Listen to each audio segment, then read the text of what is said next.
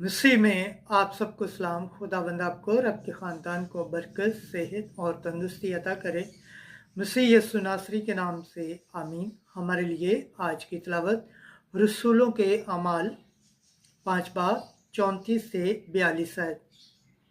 वो अदालत आलिया से खुशी करते हुए चले गए कि हम यीशु के नाम की खातर बेहरमत हुए। खुदा बाप, बेटे और रूह कुद्दस के नाम से आमीन। उस वक्त अदालत आलिया के जमलीएल एक फरीसी ने, जो आलम फ़किया और सब लोगों में मोअज़्ज़ज़ था, उठकर हुक्म दिया, इन आदमियों को थोड़ी देर के लिए बाहर ले जाओ। फिर उनसे कहा कि ए इस्राएली मर्दों, खबरदार रहो कि तुम इन आदमियों के साथ क्या किया चाहते हो, क्योंकि इन आदमियों से पहले तौस ने उठकर दावा किया था कि मैं कुछ हूँ, और तकरीबन 400 आदमी उससे मिल गए थे, मगर वो मारा गया और जितनों ने उसे माना था वो सब तितर बितर हो गए और मिट गए।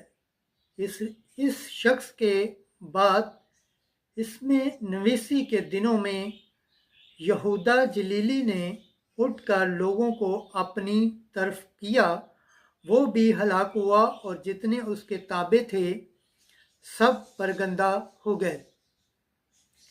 बस अब मैं तुमसे कहता हूँ कि इन आदमियों से किनारा करो और इनको जाने दो, क्योंकि अगर ये तबीर या काम आदमियों से है तो बर्बाद हो जाएगा, लेकिन अगर खुदा से है तो तुम इसे मसूब नहीं कर सकते, वरना तुम खुदा से लड़ने वाले ठहरोगे। उन्होंने इसकी बात मान ली और रसूलों को बुलाकर कोड़े लगवाए और हुक्म दिया कि यीशु के नाम से हरगिज़ बात न करें, और उन्हें छोड़ दिया। बस वो अदालत आलिया से खुशी करते हुए चले गए कि हम उस नाम की खातिर बेहरमत होने के लायक ठहरे हैं, और वो हर रोज़ हैकल में और घर घर ये तालीम और बशारत देने से बास